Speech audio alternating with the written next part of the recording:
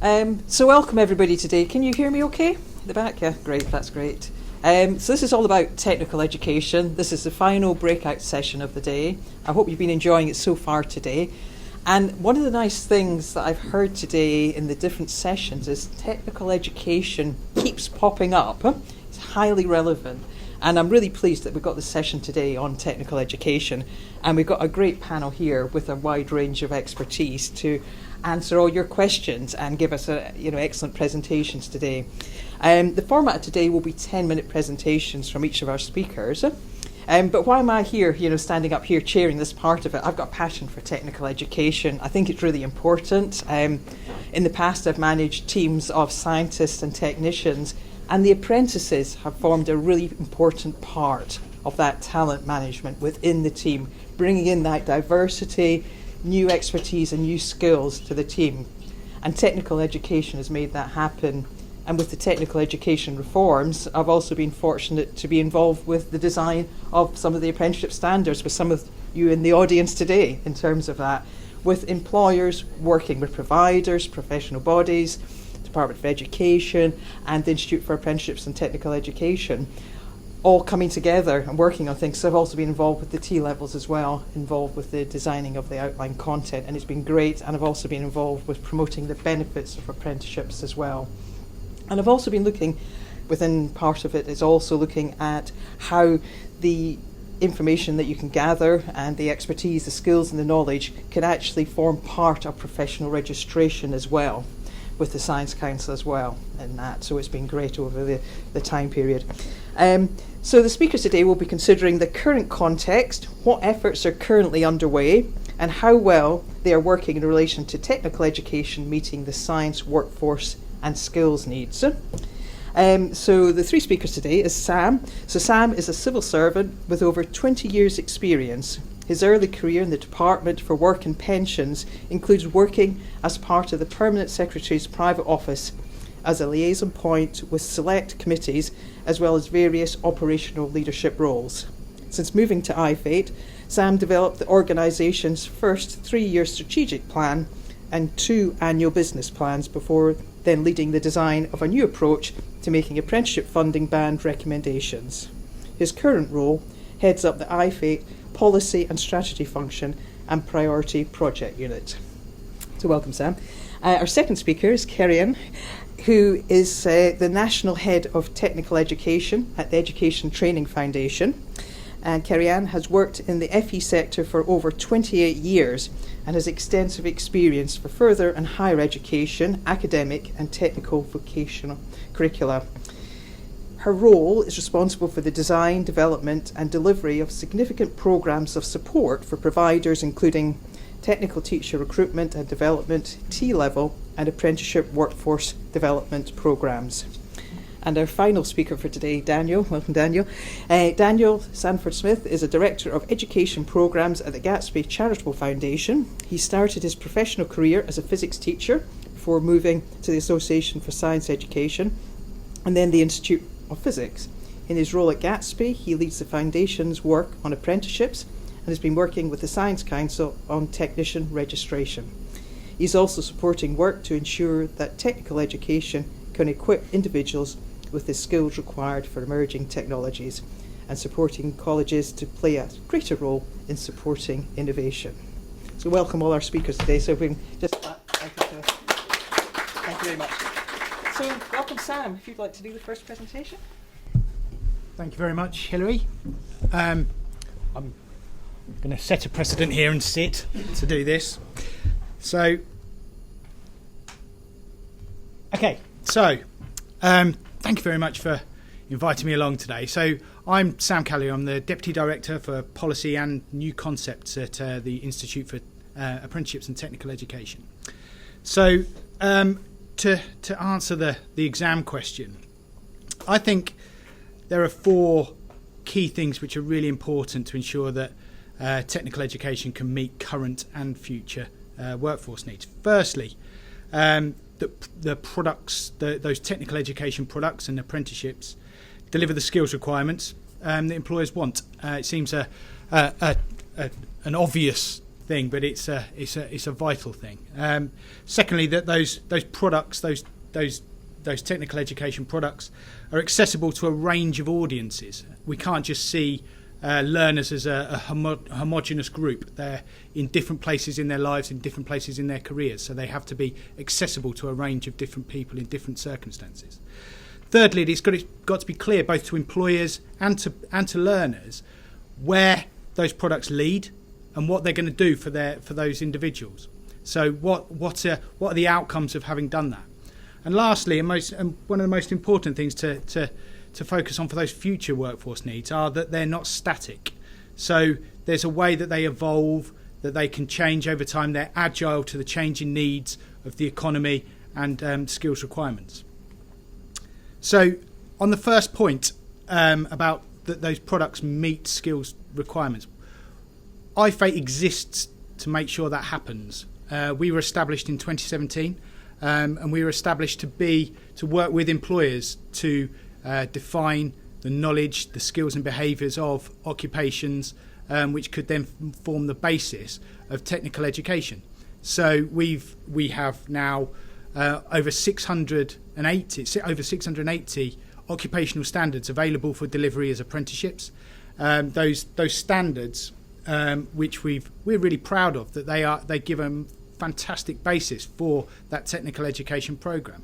So not only do they form the basis of apprenticeships, they are also forming the basis of the wider technical education landscape. So we have embedded that employer voice within the technical education system so they can ensure that we are delivering those skills that employers really need.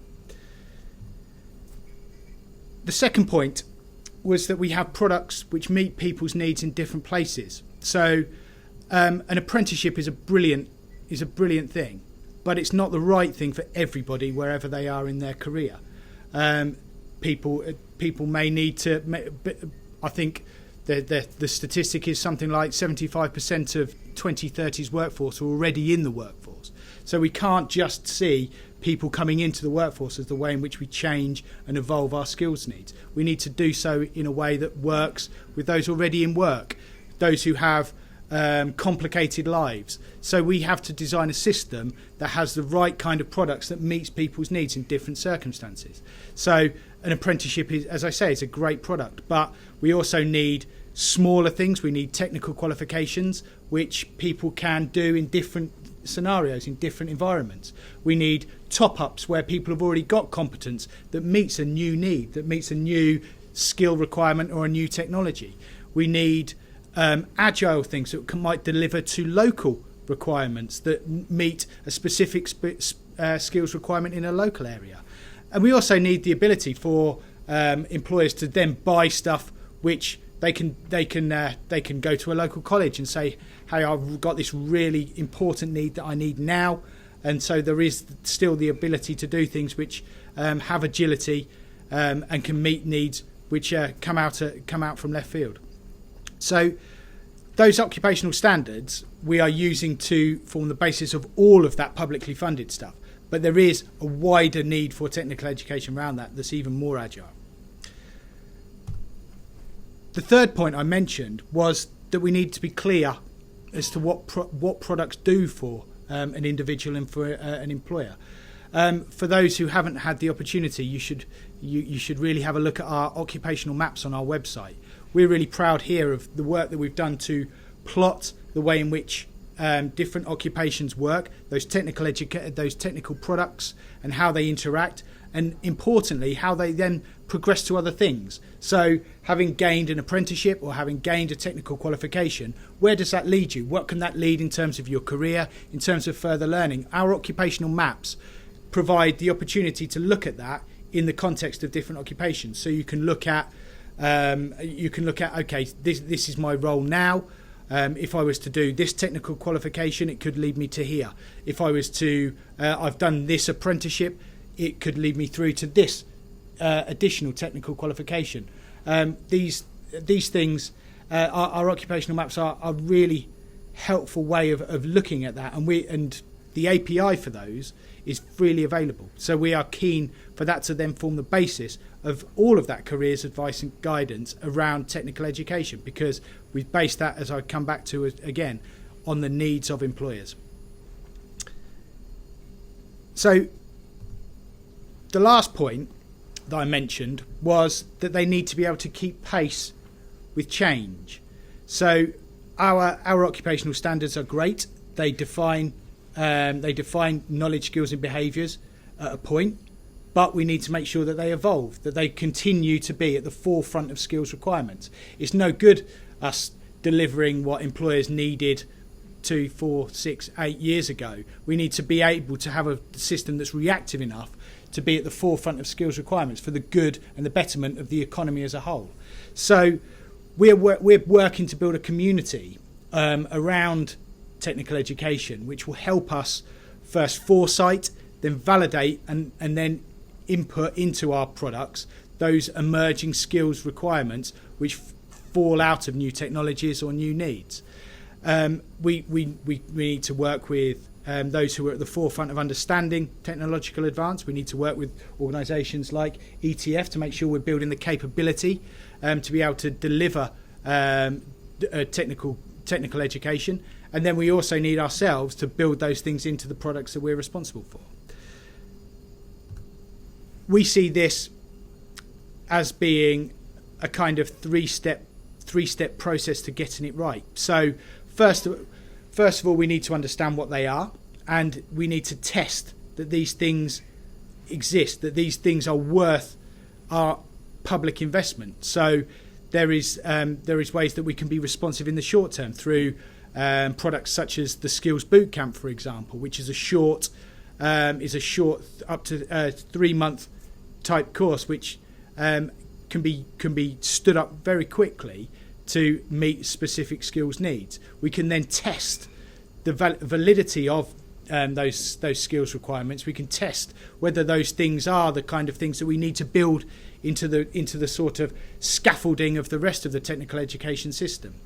In the more intermediate term, we are building the capability to work with awarding organisations to give them insight into what we see as being the emerging skills of the future, and then allow them to build their qualifications around that, so they can build additional specialist qualifications which build upon occupational competence. So those occupational standards that we've defined, those knowledge, skills and behaviours, awarding organisations can build smaller qualifications which sit on top of those, which add specialisms. So we can work with awarding organisations to build those additions, and then in the longer term we can decide whether those skills requirements, those new and emerging skills requirements, need to be built into that infrastructure, into those foundations of those occupational standards, and then they will become the part of that foundation to that occupation, and therefore the apprenticeships and those other technical qualifications which are built on those bases. So that is the work that IFATE is doing to both need to hit our current skills requirements and those in the future. Okay, thank you, Sam. Okay, Kerry-Ann, if you could take the second speaker. And I think, Sam, you nicely lead it on to Kerry-Ann then, saying that what ETF can help support with that, so that's great. Yeah? Thank you. So I'm very pleased to be here as well, joining the panel. I currently head technical education at the Education and Training Foundation, and I wanted to kind of start with thinking what we've heard today really is just how important STEM skills are going to be for the UK's economic, environmental and social recovery, but thinking how, transformative further education and education as a whole is in addressing those skills needs. So I wanted to take a look at the Sustainable Development Goals really, and think, when we're thinking about those skills, it is the skills that people need for decent work and to improve their life chances, but also what the skills we need within our businesses and our communities. And without addressing those skills for decent work, we can't actually do that without addressing the other SDGs, such as reducing inequalities, having a look at the infrastructure we need, like the infrastructure for careers advice and guidance. when I was in the AI session just a minute ago, we can see underrepresentation of women within AI industry, as well as many other underrepresented groups. So it's going to be about partnership working, and that's why SDG there is for 17, isn't it? Partnerships for goals, convening and collaborating. But we won't achieve any of these goals if we don't move in on SDG 4, which is access to a quality education for all, whether that's academic or technical career pathways. So we've got many disruptive technologies that are shaping industry, but they also then shape our learning and our life. Whether we're talking about robotics, genomics, that I'll come back to later, the important thing is that there's so much change, and it really does need our teachers and our trainers to be understanding what's happening in research and innovation, what's happening in industry. Because if they are disconnected, so is the learning experience for their apprentices, for the learners of all age. And when we think that back in primary school system, sometimes we don't even have science subject specialists as our teachers in schools. So there's a job of work to be done there, really. And, it's not an England-only problem, as we all know. When we're thinking about for-nation working, whether it's skills for jobs in England, whether it's the stronger, greener, fairer Wales, or the 10 times skills in Scotland and so on, I could go on. There are so many strategies and policies, and we've talked a lot about this today. But is there the join-up and the interconnections? So we have sustainability and a sustainability and climate action strategy, and we're embedding that within technical education programs and other programs. But is that connected with our strategy for being a superpower in science and technology? Are we, when we think, just to give one example, when we need scientists, but we need scientists who are data analysts and understand big data, when we can connect what's going on in healthcare with the environment and have that interconnection, and that teachers and learners and apprentices, that they can see where this learning can take them. So for me, when we think about technical reform that we're constantly in, it's not about whether you do T-levels over apprenticeships or whether it's technical over A-levels and whether HTQs and so on. What matters for an individual? It's to have a unified system. It's the right programme or the right qualification for that particular individual, for them to realise their ambition and they to be on the ladder of escalation. But we need a curriculum that's fit for purpose, industry standard kit, which we've seen through our IoT infrastructure starting to take place, the 21 throughout our country. And then it's about the teaching workforce having that kind of knowledge and skills that we need. So for me, it's about working on workforce development, working closely with professional bodies, with industry, with learned societies, so we can support teachers as dual professionals to update their subject specialist knowledge, to update their pedagogy and use of technology to include AI where relevant, and for them to understand the context, their locality, their region, what's their labour market intelligence? Are they working with employers, chambers of commerce, and so on? Is there the joined up picture? And it's a start through local skills improvement planning, isn't it?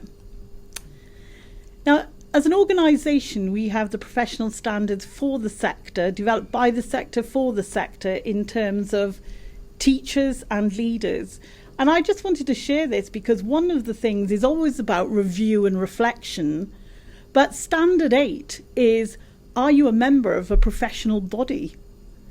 Now, how incredibly important that is as a teacher to update your subject specialism and be able to network with other people in professional bodies, with employers, with policymakers, so that you can inform your practice within the classroom. And then perhaps as you move through your teaching career, you can go in your first years for thinking, I'll update my subject knowledge. 3 to 5 years, perhaps I'm networking, engaging in action research.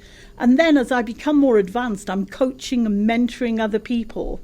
and getting involved in policy and practice and so on. So as we think of some of the characteristics of excellence in technical teaching, it is about that two-way street working with employers, the opportunity for professional updating, getting out into industry, and that exchange on co-curriculum design and delivery. Access to industry standard kit for teachers, their learners, whether that's in the organisation or out in the workplace. And those escalators need to be there. And there's been so much work done through the Institute of Apprenticeships in having those escalators now.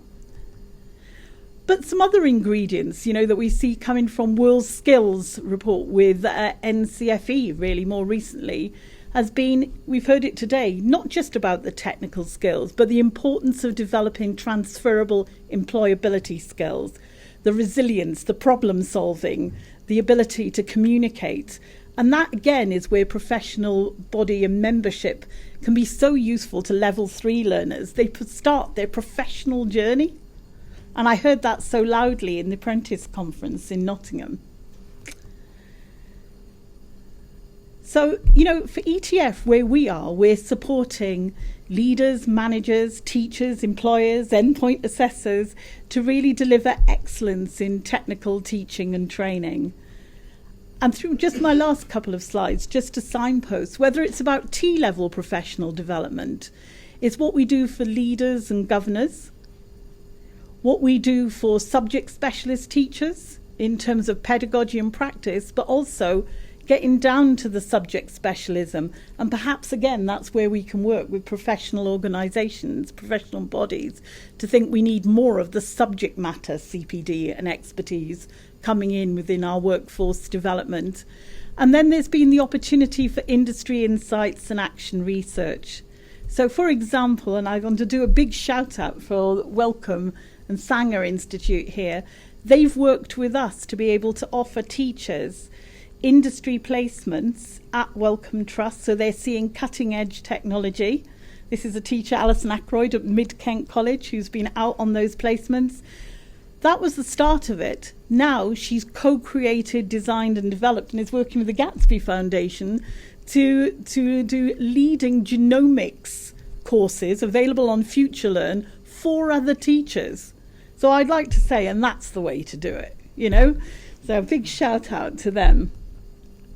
And of course, apprenticeship workforce development, whether it's for those new to teaching, and they might just be coming into industry with no teaching qualifications.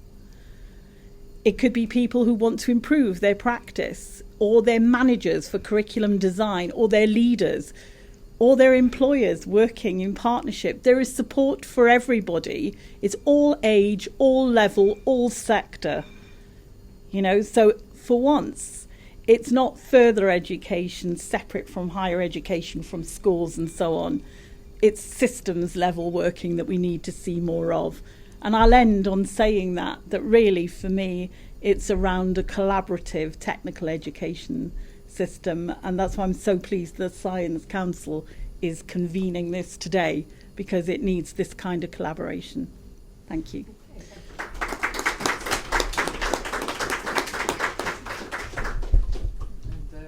Third and final speaker. Last and least. Yes.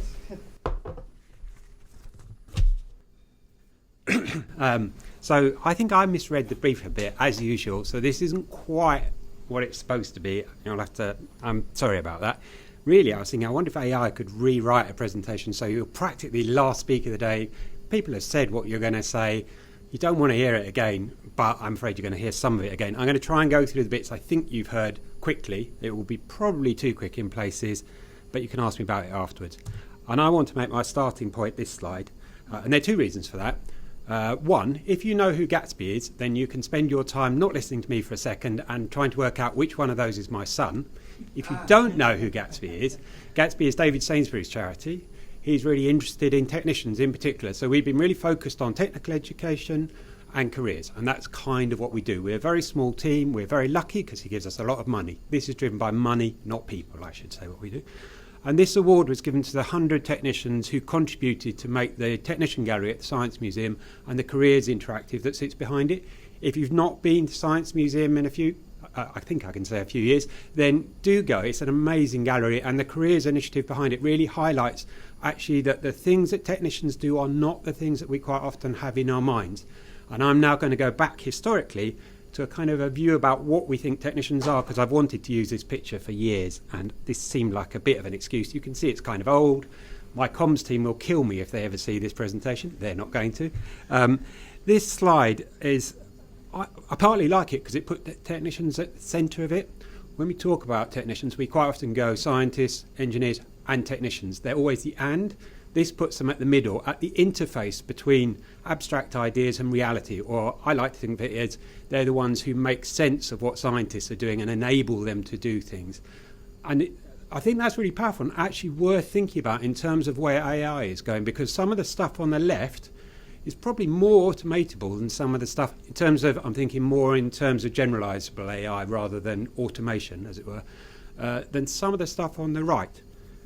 If you're interested, it comes from a paper which is online, Barley and Becky, 1993. Or if you can't find it, do get in touch and I'd love to send it to you, because I think more people should read about the role of technicians in laboratories. And then this slide, I don't know about this slide to be honest, but I think there is something I wanted to make a point around technicians, is that we are in danger of saying technical education is everything because we've got degree apprenticeships. Actually, I think technical education starts from the roles that people do, and technicians do a particular role and scientists do a different role. But they're not kind of sheep and goats. There is some meeting in the middle, but we ought to recognise that both those roles, if you wanted to characterise them, have different strengths.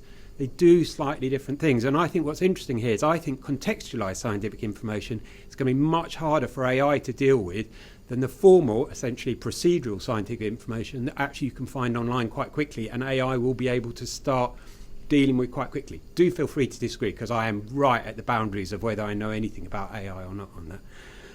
But I do think there is something in this which I want to come to towards the end about a threat towards technical education, which just assumes it's like another form of education. Actually, it's trying to do something different.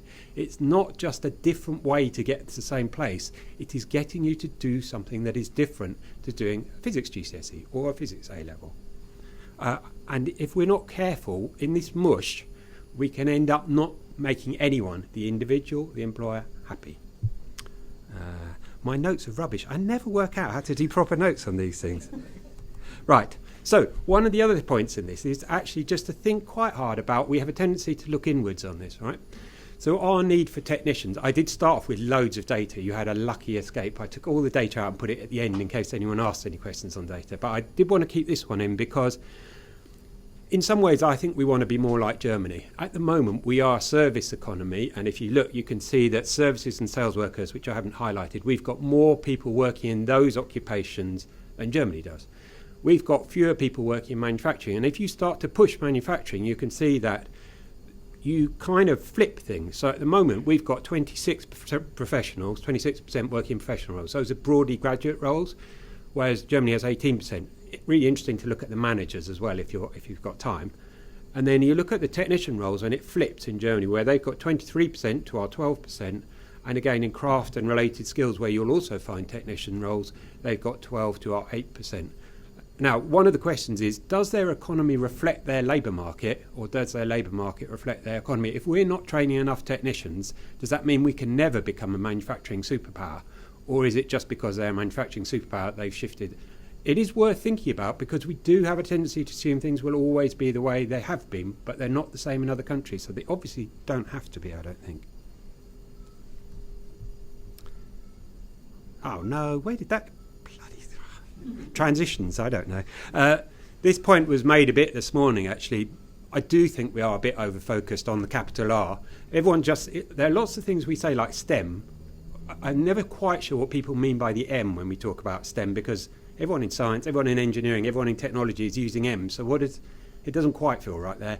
And a bit the same with R&D. We talk about R&D as a singular thing, but actually research and development, I think, are quite different things. I've not worked in them, but looking at it from outside, they look like they're quite different things, and they happen in different places. If you move to a position where we put more focus on development, and I'm not saying don't fund primary research, but if we look more about what do we do with the results of our kind of world-beating research, which to be fair is what we have, what would that mean? Well, actually, I think it would mean a much greater role for technicians in terms of innovation. So I put an example that comes from some work Paul Lewis did for us about technicians and the importance of having someone who actually knows what's going on, helping in the design of aircraft, because otherwise you end up in trouble because you can't mend your airplane because you designed it without any access to the bits that go wrong, basically. And I put this in because when we talk about technical education, I don't think you can separate it from the institution. So I wanted to kind of make a point about colleges that are the large deliverers of technical education and the role that they can play in innovation. And this really is going to come up surely in some pub quiz at some point, if they still exist in AI days. But who knew that a college had invented microwave ovens? And that stuff is still happening today. There are examples of where colleges are driving innovation. They're not inventing the World Wide Web, but they're taking existing technology, which is the case with the microwave oven. It was radar, but just used in a different way, taking existing technology and repurposing it and reusing it to do something different. And that's what's innovation, really. Innovation is different to research. It's about doing something new which has an advantage. And colleges and technicians are critical to that role, I think. And so we are really interested in how we can make sure that technicians and others are properly equipped. So Debbie this morning mentioned this foresighting work. This is a kind of different view of what she was talking about in terms of foresighting, but I think it pulls in some of the strands other people were saying, is that what you don't start with is the individual and what they know now and what they might need to know. You start with the business. It has to be driven by business demand. So what this picture is sort of showing is a diagonal pathway going from top, as you're looking at it, top left down to top right. Actually, it's the same one I'm looking at, thinking about it. Going from industry challenge, where you work out what is it employers need to be able to do to take on a technology. Then you say, well, if that's what we need to do as a business, what competencies do we need in our workforce? Then what knowledge, skills and behaviours do those individuals then need? I'm really pleased with Sam here that he talked about the futures work, and that IFATE and Innovate UK are working together to understand how you can make that work in terms of driving the updating and future-proofing of occupational standards. I should say that sometimes I think civil servants get a lot of flack for stuff. In my experience, they're all working very hard to try and make things work as well as they can, and there are some opposing winds, which I may come to, that don't make their life as easy as it should be, shall we say. One other thing, I thought Debbie might mention this morning. Innovate have launched a Further Education Innovation Fund, which is aimed at colleges, so we are seeing a reasonably substantial investment to support colleges, look at how they can support local businesses. And I think this is crucial for the diffusion of innovation. So in the AI talk, there was a lot of talk about SMEs and how they're not managing to adopt digital technologies. If we only have the kind of leading edge university centres for innovation, they're not that connected to SMEs, the broad swathe of them, but colleges are. So colleges are a vehicle for driving the diffusion of innovation. And we're hoping that Fife will help to drive that. I am not going to attempt to pronounce this because I failed German O-level a long time ago, and my German has certainly not got better since then. But basically what this says is parity of esteem. If you go to Germany, they don't talk about parity of esteem. More people will want to go to university in Germany than do an apprenticeship. But they make their apprenticeship as good as they possibly can do. They don't try and make it, well, you've got to be able to get to university to get parity of esteem. They produce something that works really well. And actually, when I was last there, they were saying, what we're trying to do is to make sure that people think about doing an apprenticeship before they go to university, because what we're finding is that we're getting graduates coming out of university and then going and doing an apprenticeship, and that is not a very efficient way of doing things. And these are some silly examples, but parity of esteem is a bit of a nonsense phrase in my view. Like, do we talk about parity of esteem between football and rugby? Well, it depends what you mean. Do you mean parity of esteem in terms of the number of people who are watching it, the amount of money you get playing it? It's an entirely subjective view about what you want out of the thing. So, do you want a design of an ABS system? Well, if you're creating a new car, yes. If you've broken down on a motorway and your ABS system isn't working, you probably want a mechanic who can fix ABS. There is no parity of esteem in there. They're just different things for different purposes. This is from the Swiss. So Switzerland, I think, has the best apprenticeship system of the ones I've seen. 2/3 of young people do apprenticeships. And when I say young, I mean really properly young, like 15 to 18. Makes a massive difference the way they're working. This is how they approach parity of esteem. It's like, you can do an apprenticeship, but that isn't where you end up. It's not what you have to do for the rest of your life. The workforce enables permeability, the qualifications they've got. And we've all met people who go, I was rubbish at school, and now they're tremendously successful. You are not you should not be determined by how you do at school. It should be something where you're allowed to change and become better, or possibly worse, as you get older. And that's what the Swiss seem to have grasped in a way I think we can't. We are still fixated by where you end up at 18. God, I hate these transitions. These are some principles that we've done a fair amount of international visits looking at technical education. On the left-hand side, these are some things that we think are important to making it work well. I scribbled down the ones that I was going to try and... So stakeholders, at the moment, we are very focused on employers, and that's right. They have to be the primary driver, but we do need to have people representing workers as well. In other countries, that will be unions. That's less likely to happen here, but we need to think hard because good technical education is about compromise. It's about something that works for the business and something that works for the individual. And we're not quite there yet, I would say, in terms of how we make that work. And the other bit is quality control. We are far too dependent on using examinations as our quality control. In other countries, and sometimes here, you would be looking at the quality of teaching and using that to make a judgment about whether it's working or not. We can't just rely on exams as, well, that's great, we know they're doing well because of the exam. Actually, that just puts too much pressure on exams, so they're trying to do too many different things. And you'll see that on the right-hand side, you'll see some different things. I've mentioned parity of esteem not being a focus, and that's why we have some real concerns about the ABS. The idea that you will get parity of esteem for technical education feels a bit of an afterthought to me, merging it into an academic set of things which are no longer A-levels. You don't see it anywhere else in the world. It might work, but it's a pretty big risk to take for something that no one else is doing, frankly. And I think I'm going to stop there unless you desperately call out for data, but I don't think you should. Great, thank you, Daniel.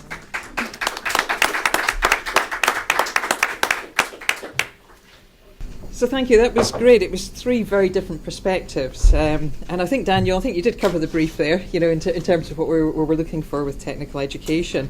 I think, just to start off with, before I open up to questions from the audience, was, I guess one of the key things, we talked about employers and things like that, but what do you think we could do to help employers engage more with technical education, thinking about T-levels and also apprenticeships? So maybe if I could open up to the panel, there's a few ideas around that. So who would like to go first? Okay, I could start. Yes, yeah. Mm-hmm. I think actually it's knowledge of what the qualifications are. So apprenticeships would be very familiar to employers, but T-levels wouldn't be, and neither would be HTQs. It's what you've known, the system you've come through, and you tend to advocate for what you know. Same with parents. If you've done A-levels and done a degree, you probably would advocate for that, although there's changing minds now. So I think there's a job of work to be done that's information, advice and guidance for employers, but also to support that relationship build. And I think you're right. In FE, people are, and not just colleges, ITPs, adult community learning, justice sector, people work in with SMEs to understand training needs, to think, well, actually, if a qualification doesn't exist, what short course do you want? What micro-credential could we build that would be useful to you? So I think it's understanding training needs, and it's the work in, and that requires relationship building. Okay. Daniel, do you want to chip in? Daniel? I'm going to sound a tiny bit like a broken record in some ways. I really think stability would matter. When I left teaching and started working in kind of professional organisations, people still talked about O-levels, which had gone a long time ago. I suspect I could probably find some employers who might still talk about O-levels. It takes a long time. We ought to view education change as an infrastructure project where you have a long time to change people's views. That's fixable, but it needs a kind of commitment to long-term change that I'm afraid we're not really seeing. To be fair, I think IFA and the work around technical education, that's why I'm so irritated by what happened anyway. But we had a period of some stability and kind of continuity of direction, which seems to be up for grabs again, which is a bit frustrating. I think the other thing to think about is that we really need employers to be selling this to other employers. I don't think we're doing enough to understand how we can get employers to support other employers rather than it being as it were, us to employers. It's getting some employers to then start spreading the word. Thank you. And Sam, yes? The stability point is a difficult one for government for me as a part of the governmental sort of infrastructure to talk about, but it is. I think, Daniel, you know more about the international stage than I do, but I suggest those with the greatest level of stability are probably those that we should be looking at. So, employer engagement in the design is obviously really important. We've worked with many employers. We've got thousands of employers we've worked with, but particularly for the SME community, it's getting their involvement, getting their views into the design is something that we continually try and get better at, because by designing the right products for employers, we would hopefully get greater buy-in, particularly from the SME community. So we're always looking at better ways that we can do to reach more employers in that design phase, and hopefully, if we're able to do that as effectively as possible, using different means rather than just convening people around a table, using digital methods where we can maybe get greater understanding first in terms of what's actually been designed, and then through to the usage of them, and then maybe as Daniel said, that getting more and more employers involved in that design phase, you can then grow your community of advocates, and you can grow that understanding and grow that sense of ownership from the employer community itself. Okay, thank you. Yes, one more point. Yes, one more point. Just thinking about apprenticeships, there's a real focus on what we're doing to be inclusive in terms of high needs learners as well. And just one of the things, thinking about employers and their advocacy for this, we have SEND centres of excellence throughout the UK, and they come with 8 employer spokes that represent different industry sectors. And actually the power of employers speaking to other employers to say, this was our experience of being inclusive and the benefits and what we needed to do to have reasonable adjustments within our workplace and so on. And here was the funding that was available. Because quite often the barrier is people don't know what support there is to enable inclusivity and accessibility. So just that point. And sometimes it's joining things, connecting things together, because I was thinking about it was community you were talking about connectedness, and that's so important, for the technical education to work in terms of that. So I think, Tom, it's time to open up to the floor, yes, for questions for our panel, yes. So if you could, Tom will pass you the microphone, yes.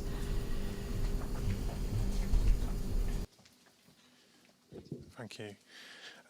Sean Holmes from the Royal Academy of Engineering. Just following up on that last question, actually, I found that quite interesting. I've heard quite a few people a little bit sceptical of the ability of businesses to advise on the skills requirements, sometimes at all, but actually definitely in the longer term, over longer time frames. And when we're talking about like future skills needs, we do need people who can actually think in those longer terms. So I just wondered what your thoughts were. I'm not sure, my mind is not made up on how much of a risk that is, but just I would like to know what your opinion is on that risk, and if you consider it a risk, is there what should we be doing about that? Yes, Sam, yes.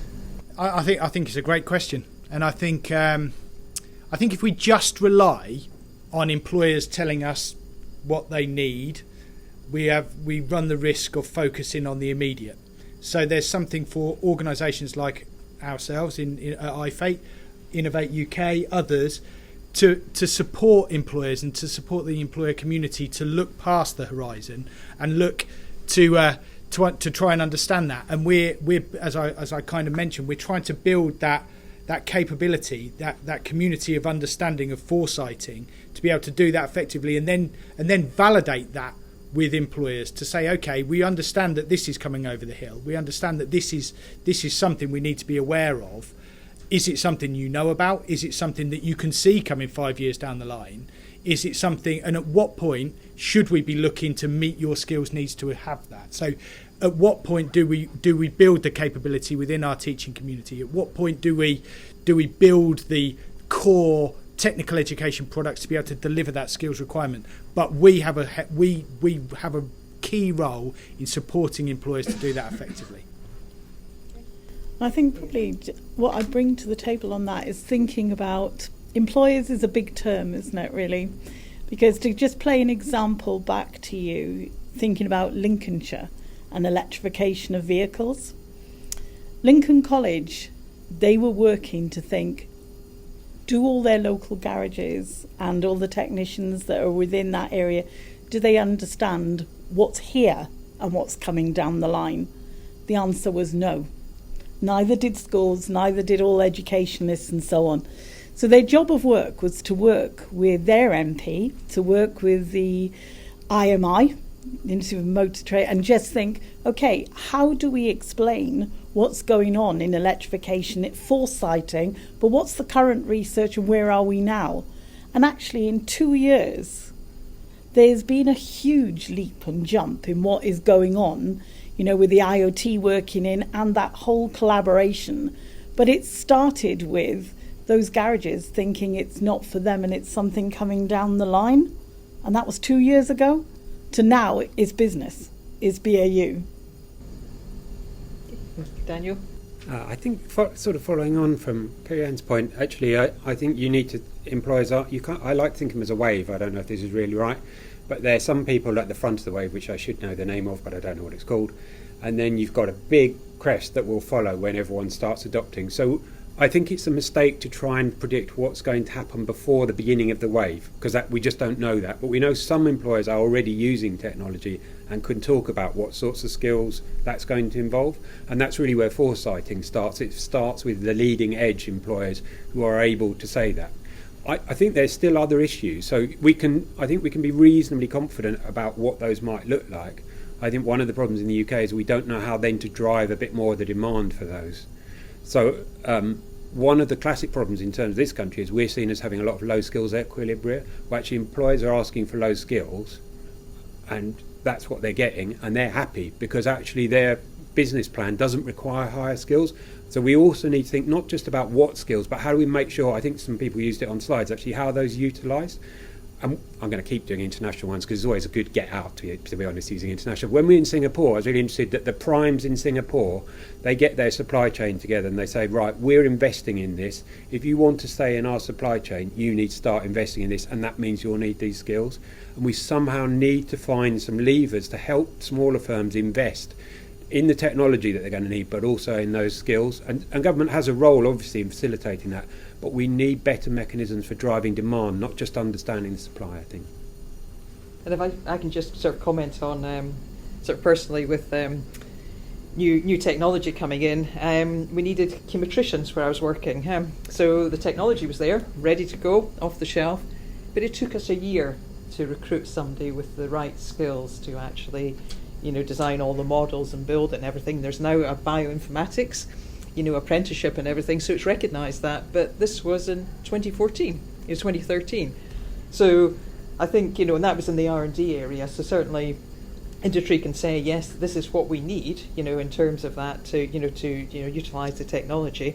It takes a little bit of time to design things, and going forward, but I think that's in the R&D side. But in the production side, perhaps there wasn't that sort of leading technology, that you needed. So it sort of balances, yes, sometimes the employers will know, the future in terms of what they need, but sometimes perhaps they need other sort of support with that. So any other questions? Yes, the gentleman at the back, sir. Yeah. Hi, Rob Bradley, Institute of Water.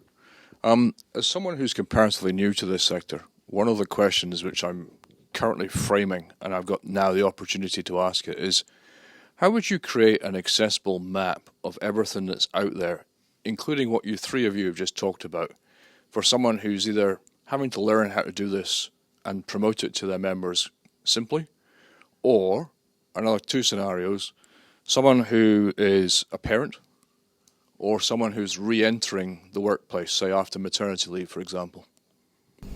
Okay, who would like to go first? Yeah. Yes, you Little go bit first. of that, Then, but yes, I'm going to refer to Yes. your work. So I think there are many resources out there, and part of the job of work is how you bring that together to make sure that people know where they can look. But one of the fantastic resources that I advocate to and share within many of our courses is the one that was developed by Gatsby, and that's the technical education landscape, which really, on a fold-out, so on an A3 page, really, it shows you the landscape at a glance. But if I was going to say how I would advance that for parents and so on, it's if I wanted to know about T-levels, would parents know, or careers advisors, to come to the ETF website, Understanding T-levels, flexible learning, and it's there for anyone, free of charge. Do they know to look? So actually being creative, what would be great is to take the technical education landscape as a digital form with hyperlinks to the most relevant information. You know, the parent's guide to T-levels, the parent's guide to apprenticeships. They exist everywhere, but it's how it's brought together in a digital format that's accessible. Sort of a dashboard, huh? Yeah. Oh, look, I've just You've given created away something. my, Yeah, that's right. Yes. Yeah. IP there. Yeah, that's right. And Sam? Well, I wouldn't like to say we've kind of gone some way to try and create that, but our occupational maps do much of that job that we've just described. So we have, I won't go into the finer detail of what they are, but we have our 15 occupational routes or kind of sectors. Each of those with the occupations which are part of that through all the levels of learning from 2 through to 7, and then we've defined the knowledge, skills and behaviours of those 680 odd occupations, and we've linked then the technical qualifications and apprenticeships to the occupations, and plotted the progression through those. So it's a great facility. It's available.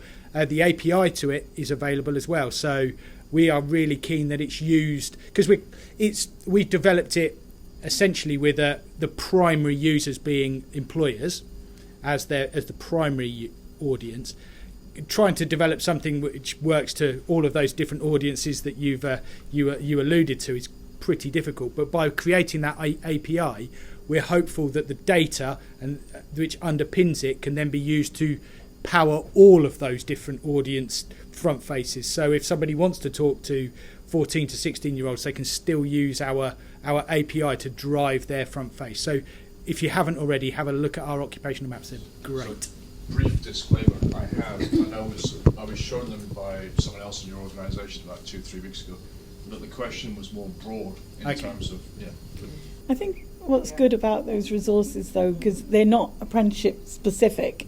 You know, if you've been a T-level learner, the case studies and the links through those show you, I've been a T-level learner, I've done this, I could do this, I could do it. So it's got the case studies of progression, pathway and maps as well.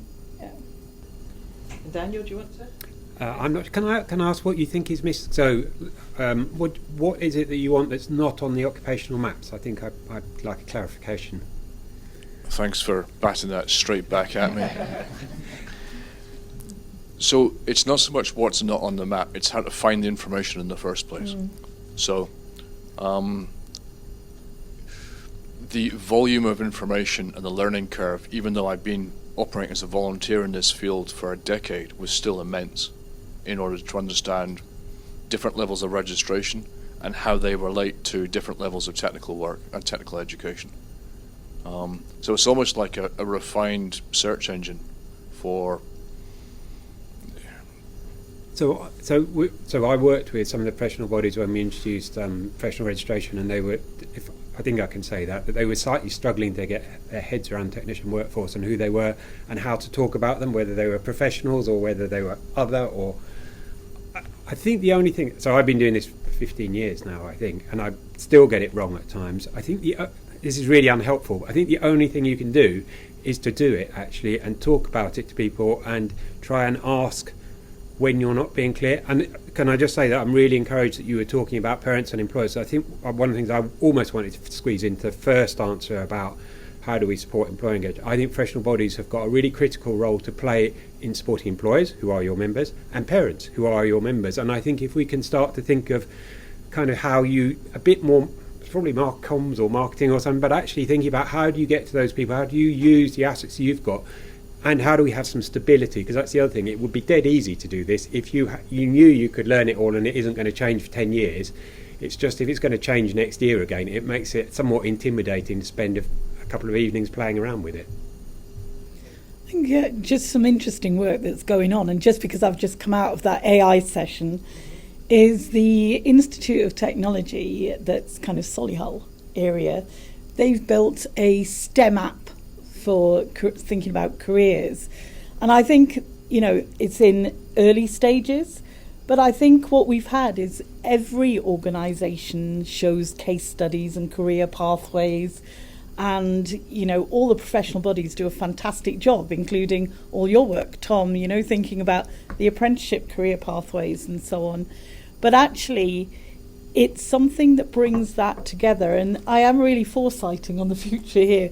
But when we think that AI will be used for personalised careers guidance and helping us through our pathways, I think right now, if somebody could use my LinkedIn profile, my interests, what I might want to do next, and be throwing ideas at me, and so providing me the prompts that we heard people talking about, maybe I'd take my next learning step a whole load quicker.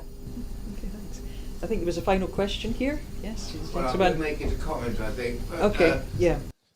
I better make it a comment. It's John Lowe from Council at IMechE and running a professional, running an educational program at an industrial museum.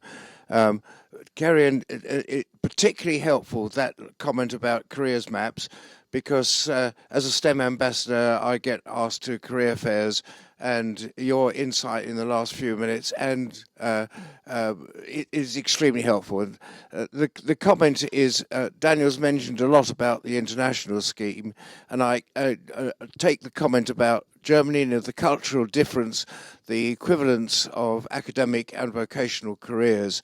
And I wonder how it is that Japan, with its poor record of innovation, apart from the odd exception, like QR codes is a Japanese invention, I believe, how is it that Japan manages to be the third largest economy in the world? And each time I go there, and I'm there fairly regularly, they assure me that they have no shortage of youngsters wanting to go into STEM careers.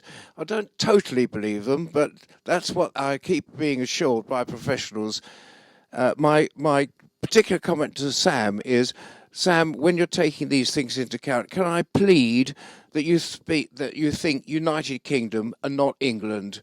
I find it so frustrating when I'm at development meetings and they say, oh no, well, we can't talk about devolved administrations. They have their own system. For God's sake, let's talk about the UK as a whole.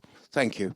Can I just push back on the Japan example slightly? Yes, Because I think Japan is innovative. It's just it might not be creating the World Wide Web. If you look at what they managed to do, car manufacturing, which you know far more about than I did, but they managed to produce efficient, reliable cars much more cheaply. Surely that is innovation. They may not have created the first in the world, but they've done it better, and that's what innovation is generally about: is doing it better. It's a question of how we define it, Daniel. Yeah, I accept it. The continuous improvement is fantastic.